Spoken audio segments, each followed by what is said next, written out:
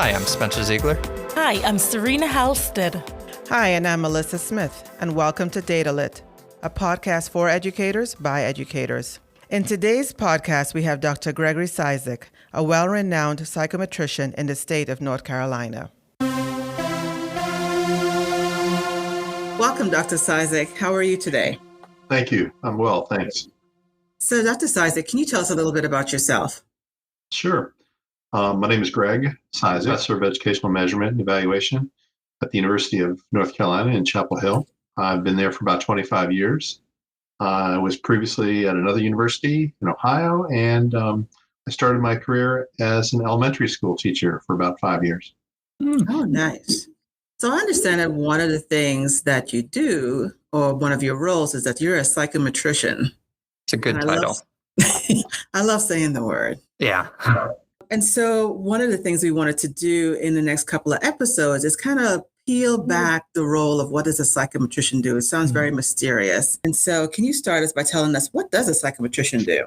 Sure. I think the first thing I'd want to emphasize about what a psychometrician does is that it's really, I think of it as a service role. Someone would come to a psychometrician and say, we need information on X, whatever X is.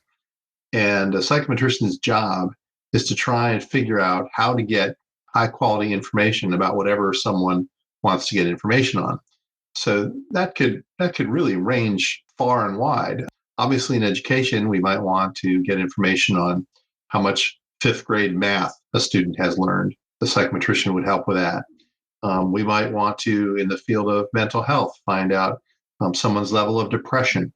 And so a psychometrician could help develop procedures to measure that. The state of North Carolina might want to give driver's licenses to people and find out what's the likelihood that they'll be a safe driver. And a psychometrician could help develop procedures to do that. So the primary thing I would emphasize is that I think it's most appropriate just to think of it as a service profession. We're there to help people get the information they want in the best way possible. If I was to drill down maybe a level from that, I would say the things that people are interested in often can't be directly observed very easily. So psychometricians are involved in measuring sort of unobserved characteristics, things that lie under the surface. For example, depression isn't a number that someone wears on their forehead. Depression is a characteristic that lies underneath. How much fifth grade math a student knows is not worn on their sleeve. It's something that they have sort of underneath. And it's getting at that, those unobserved characteristics is really the sort of task of the psychometrician. And if you were to unpack that term, psychometrician, the two components are psycho, meaning sort of the mind or inside of a person, and metric, meaning measurement. So it's measurement of things that are sort of underlying or inside that can't be directly observed. And maybe the final twist to that I would add is because they're not directly observable, because they lie underneath, because they are these characteristics of folks that we want to get at, it requires us to do what psychometricians call inference. And inference just means making a really informed guess or a really informed conclusion about something that is necessarily always tentative. I might measure how much fifth grade math a student knows, but I'm not always 100% confident that I've got it right. They might know a little more, they might know a little less. I might label someone as severely clinically depressed, but I could be wrong. I'm making an inference from talking to the person as a clinician or asking them to fill out a questionnaire. I'm making an inference, which is this sort of informed conclusion, but it could be wrong. And the psychometrician's job is to allow people to make the most confident conclusions possible, to be wrong as least often as possible. But that notion of inference is something probably we'll come back to because it's so critical. We're making these informed conclusions, and they darn well better be well supported. They should be accurate and something that people can depend on as much as possible. Thank you for that explanation. I have to say, I never considered service industry. I didn't think that I would hear today. And so thank you for saying that is a service role. And when I think of, so in the past, when I think of a psychometrician, I'm thinking that you're probably there at the end, like all of these assessments are being done, the kids take the assessments and the psychometrician comes in at the end to kind of help explain the results. But the way you phrase that, it made it sound as though a psychometrician's role is at the beginning of a test development, would you say? Yes, I would. Psychometrician really ideally would be involved at the beginning, and often is involved at the beginning, because someone comes to a psychometrician and says, we need a test that does X. We need to measure, and that could be a state legislature says we want to have an EOG or an EOC program. It could be a medical profession that says we need to find a way to decide who should get a license, who should be board certified to be a surgeon or something. We need to, as a state, decide who should get a driver's license or not. And so they would come to a psychometrician who would bring a certain skill set, but they would not typically be the only or maybe even the primary person at the table. For example, if we said we need to measure someone's level of depression or someone's potential to be a safe driver, the psychometrician would have a service role in that from the beginning. But I don't know anything about depression measurement. I can't say I know clearly what that construct is. I would have to work with medical professionals who know a lot about that characteristic so that I could help them put their ideas into practice. I don't know anything about safe driving.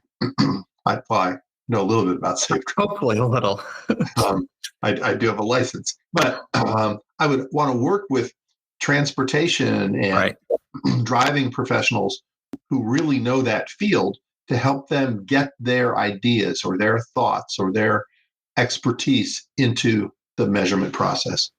Yeah, I like that framing of the service, because that's a reminder that everything goes back to the teachers, and we're all positions like ours or yours are in service of what can we get them so they can do their role. And I think that it's useful to think of that like a concert, like Taylor Swift is traveling around. There are all these jobs that are just in support of her on that stage, and a reminder that the teachers, I might be stretching this metaphor, the teachers are those rock stars on the stage, and there's all these people behind the scenes trying to support them.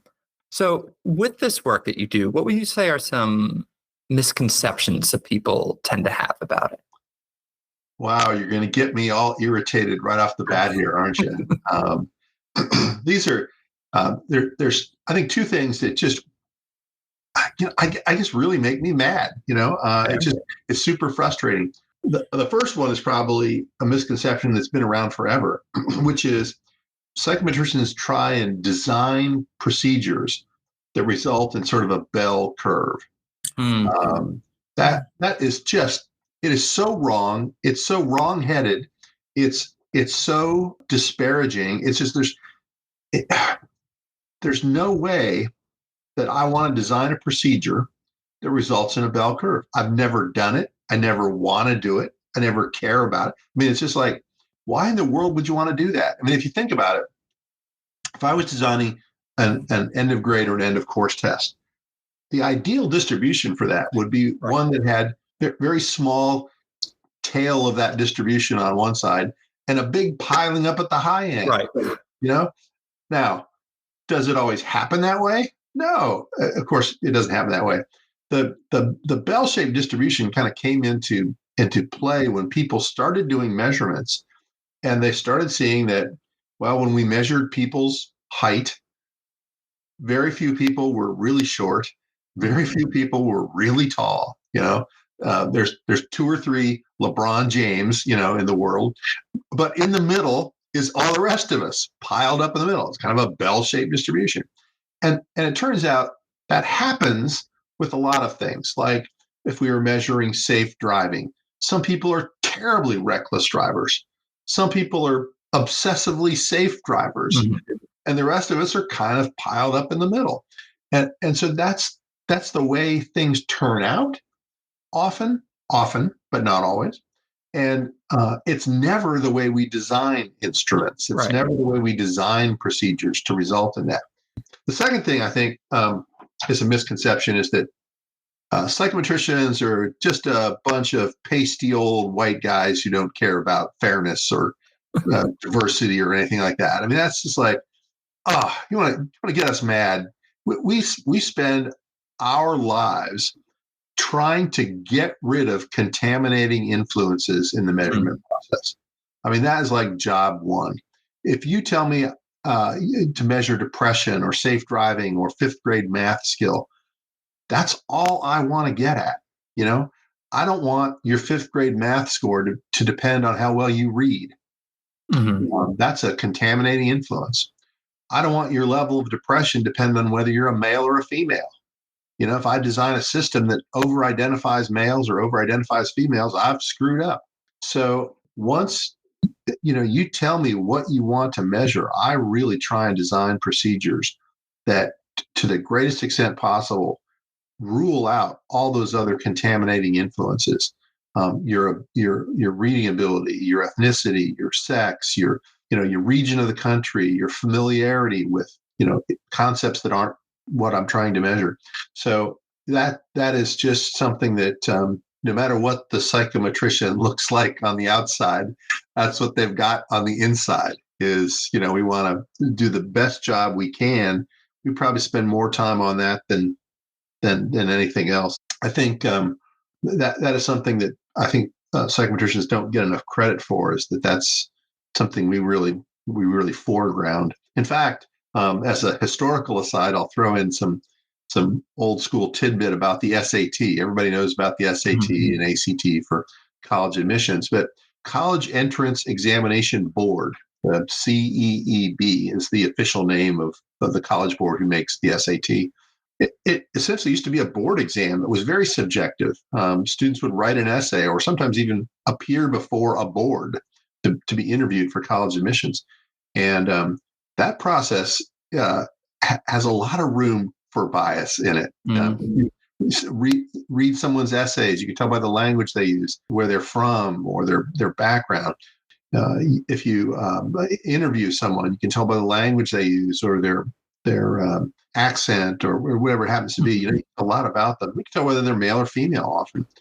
And so the bubble sheet, which is now fallen into disrepute, was injected, was developed, was inserted into the process to get rid of some of those contaminating influences. If you color in a bubble, I don't know if you're a male or a female. I don't know what region of the country you're from. I don't know what language is your first language. All I know is that you bubbled in B. That's an example of a way in which psychometricians very early on said, we need to get rid of some of the contaminating influences in this process.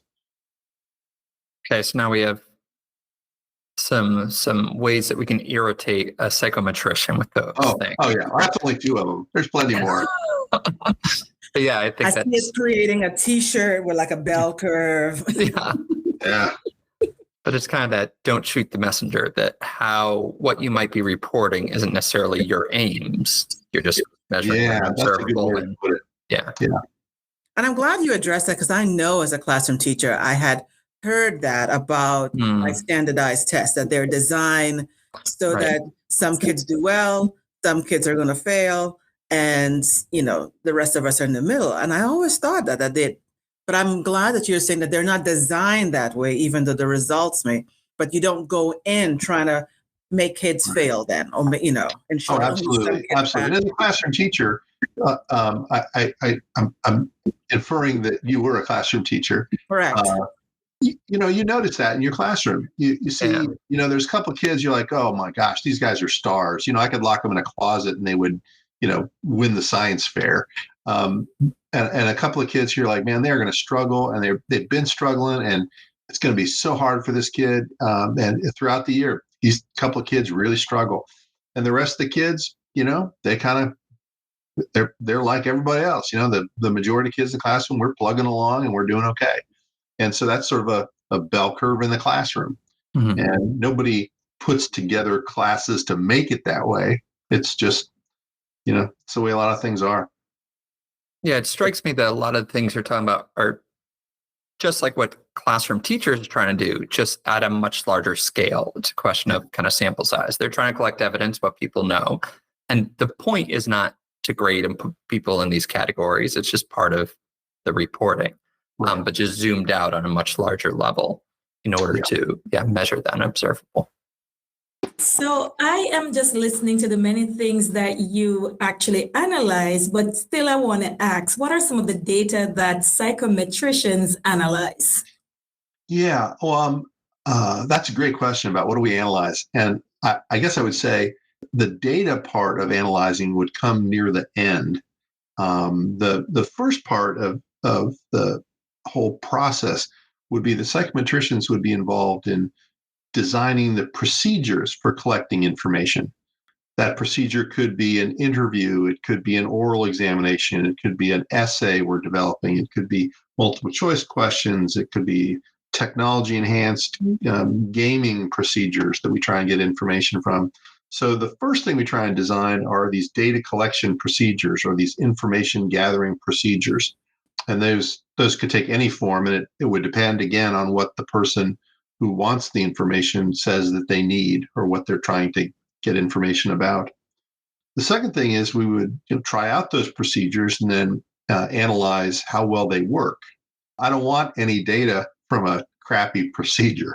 That if I designed a procedure and it turns out it's not giving me good information, I need to know that before I use it for anything. So the second step would be how well is this procedure getting at what the person wants to get at? If someone told me they want to measure a student's knowledge of U.S. history, I'd want to evaluate how well did this procedure do that. Finally, I guess there would be some information, some results, some data that were collected, and I'd want to know how good those data are. Once I've got a procedure that I'm sort of comfortable with, I would want to know, am I getting accurate information from using that procedure? And that would be sort of the three steps in the process: designing the procedure, evaluating the procedure, and then evaluating the information that resulted from the procedure. Yeah, and so one other thing we were curious about. So, in schools we tend to use percent correct. That's what teachers tend to use. But at the state level, we typically see scale score. Why is there a difference between these two? That's a great question. So let me maybe try and give an analogy that will help people understand scale scores. Suppose that we were doing tryouts for an Olympic softball team. And we asked, I guess it would be women, mostly playing softball. We asked the women to throw a softball. And in order to be qualified to be on the team, the tryouts, you'd have to throw that softball 100 feet. Okay. So people get up and they throw the softball 100 feet. And so that would be like our percent correct. All right. Everybody gets up. And if you throw it 100 feet, you qualify for the team. And if you don't qualify for the team. All right. So the next day, the tryouts continue. But the next day, there's a 20-mile-an-hour headwind when they're throwing this softball. Now, is it still fair to say you have to throw it 100 feet that second day? I'd say probably not. It would be, if I was an athlete, a woman trying out for the softball Olympic team or whatever it would be, I'd feel like I really got screwed that second day if there was a 20-mile-an-hour headwind and you said you still have to throw it 100 feet. So what's the right number of feet that would sort of correspond to 100 when there's a 20-mile-an-hour headwind? Now, psychometricians, that's another thing we do. We figure out what's the right, So maybe it's 83 feet. Maybe 83 feet is the same when there's a headwind as thrown at 100 feet on day one. Okay? Mm-hmm. Now, some people, many people, in fact, would say, who didn't understand the whole situation, would say, wait a minute, that's unfair. I had to throw it 100 feet the first day, but you only had to throw it 83. Mm-hmm. Because there's a different sort of cut score for each day, right? Now, we know, because we've thought about this, that was fair because we did some analysis. And we figured when there's a headwind, having the same rule that you have to throw it 100 feet isn't fair. So here's where I'll try and bring this back to where your question started, which is scale scores. Mm-hmm. The first day, once we've identified on the very first day that throwing it 100 feet is our cut score, I'm going to call 100 560. I'm going to give it a number, 560. That's not everybody knows nobody can throw it 560 feet. 560 is like a scale score. It's some number that just has meaning to us. But we know that if you threw it 100 feet, you got a 560. If you threw it 110 feet, you got a 580 or something. Okay.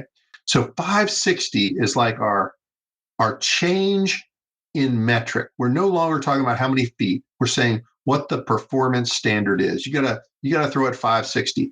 Underneath the surface, we know that 560 means 100 feet. All right. The next day, when you only have to throw it 83 feet to be successful, we call that a 560. So that no matter what the headwind is on any day you throw it, we know that 560 corresponds to the level of performance that you need to be successful. So it could be 560 could correspond to 100 feet one day. It could correspond to 83 feet on day 2. It could correspond to 94 feet on day 3 or whatever it is. And each day there's a sort of a different headwind. So we don't want to be communicating to people that we're constantly changing the cut scores. Right. What we want to communicate is that 560 stays the same. You always need to throw it the same amount in order to pass. So here's where that comes into percent correct. Maybe North Carolina designs an end of grade or end of course test so that some group of teachers might decide that you need to get 42 questions out of 50 right in order to pass. Let's say that's day 1, right? 42 out of 50. Well, the next year, we'll call that day 2. The next year, North Carolina tries to develop another test that's exactly the same level of challenge, but it turns out it's a little easier. Okay? There's a tailwind. So the percent correct wouldn't be fair. Mm-hmm. The same to say to people, you have to get the same percent correct each year wouldn't be fair if the test was a little bit harder or a little bit easier. And so instead of reporting the percent correct, they use a scale score. They translate the scores each year onto the same scale so that whatever it takes to be a level 3 or a level 4 one year is exactly what it takes to be a level 3 or a level 4 next year. The percent correct might change because the test might be a little easier or a little harder. In other words, there might be a little bit of a headwind or a little bit of a tailwind, but the scaled scores will always stay the same so that if it takes a 220 to pass, it's always a 220 to be a level 3.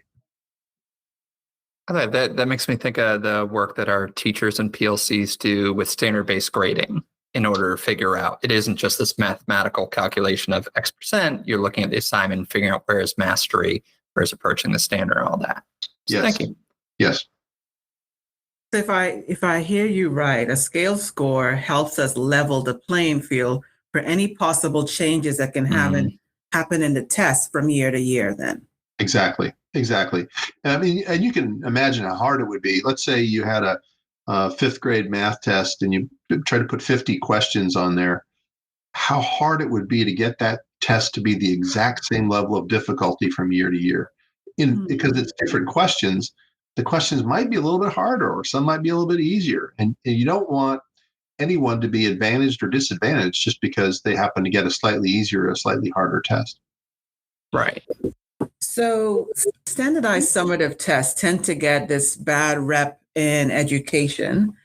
From your work with these types of tests, what would you say are some of the benefits of standardized testing? Well, there you go again, pushing my button, get me irritated. We picked all the right ones, Dr. Cizek. You certainly found them. Well, let's first talk about bad reputation. I think it's really undeserved, and the reality is that if we're talking about what I think most people would be thinking of is this sort of end of year end of course, end of grade, summative, day of testing or half day of testing, or whatever it takes, maybe 2 hours to take the math test or something like that. That is actually that time period allocated to end of grade or end of course testing is probably the most efficient, least amount of time, least costly, highest accuracy, lowest consequences for students of really any test they would take that year. There's for individual students, the stakes are actually pretty low. The amount of time that students actually spend on that test is very small compared to what they would spend the rest of the year on all their other tests that teachers might give. And the quality of information, I mean, so much goes into developing those tests that when a student gets their end of grade or end of course results back, it's really pretty dependable information. It's information that is likely going to be pretty accurate about that student's level of ability. So, yeah, I guess it gets a bad reputation, but it really has nothing to do with the test itself or with the stakes or with any of that kind of stuff. I would say what ends up contributing to the bad reputation primarily, accounts for most of the concern, is the way those test scores end up being used. If they're used in ways that are anxiety producing, if it's used in a way that, for example, it used to be very popular to have high school exit examinations. You have to pass this test in order to get a high school diploma. Now you've introduced some consequences that are kind of stressful. Sometimes tests are used to award teacher bonuses or increases in pay and things like that.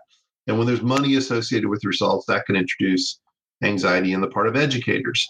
Unfortunately, and I've done some research on this in the past, when those kinds of things exist, unintentionally or not, educators can pass on some of that anxiety to students, right? If it's being used to partly evaluate me, then I can sometimes communicate to students that stress level. And so then they feel a little stressed out when they're taking a test. So the bad reputation, I think, has more to do with uses that people might not like. And even backing up a step, who likes to be tested? Nobody says, "Oh, I'm really looking forward to taking this test." That can be a little stressful. But I think the bad reputation has more to do with how scores are used than the time or the cost or the quality of the information that they give. So, what are the benefits? I guess I maybe alluded to that, which is it's a really comparatively short amount of time that a student spends on an end of grade or an end of course test, what we would call a summative test. The amount of money spent on that is tiny compared to any education budget, 0.4% or 0.3%. It's some very minuscule fraction of an overall education investment. And what do we get for it? We get a really good overall sense of a student's performance. We don't get a drill down into specific skills very often. That a teacher needs to do that.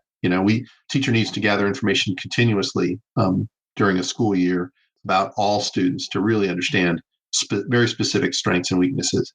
But in terms of overall level of performance with respect to a math or an ELA curriculum or something, an end of course summative, end of year summative would give very high quality information in a very short period of time. And I think what people maybe often overlook is one benefit that probably accounts for why they were introduced in the first place. And that is state legislatures often want to know, is the way we're spending our money working? They have sort of a duty to be accountable for how education funds are spent. And so they might fund new reading programs. They might fund more math coaches. They might fund all this kind of thing. And they want to know, are kids learning more because of that? I think it'd be kind of irresponsible not to find out how that money is working. So with end of year, end of course tests, legislatures typically want to use that for their own accountability purposes. How are we doing in terms of spending this money? And is education improving or staying the same, or what's happening with our investment? So I think that's a huge benefit. If I didn't know that, if I didn't get that information, I would just be throwing money at stuff and having no idea whether it was working. So that's maybe an overlooked benefit, but I think it's clearly a primary one. Well, thank you for sharing that, Dr. Cizek. In hearing you give us that explanation, one thing that came to my mind and was replaying over and over is perspective is everything, right? Because one of the words that struck me that you said was lowest consequences for kids. And I know as a classroom teacher, I never thought of our end of tests as lowest consequences. I always think we always talk about high stakes. And so to hear you frame it in terms of lowest consequences, cost effective, like those were never words that I associated with end of grade testing. So thank you so much for sharing that and just giving us a different perspective about, if done well, what value we can get, as opposed to, the usual, oh my God, we got to do this. And so it's not the test of itself that is causing some of this angst. It's like you said, the purposes. And, we tend to try to always talk about what is the purpose when we're talking about assessments. And so that was a really good reminder about intent and purpose really plays a role. This brings us to the end of our first part of our interview with Dr. Gregory Cizek. Tune in for part 2 when we will discuss how we can all be psychometricians in our classrooms. As always, if you have any questions or comments for us, check us out at www.wcpss.net/datalit. As always, thanks to Jamaal Wellman from Rolesville Middle School for our theme music. And until next time, take care. Bye. Bye.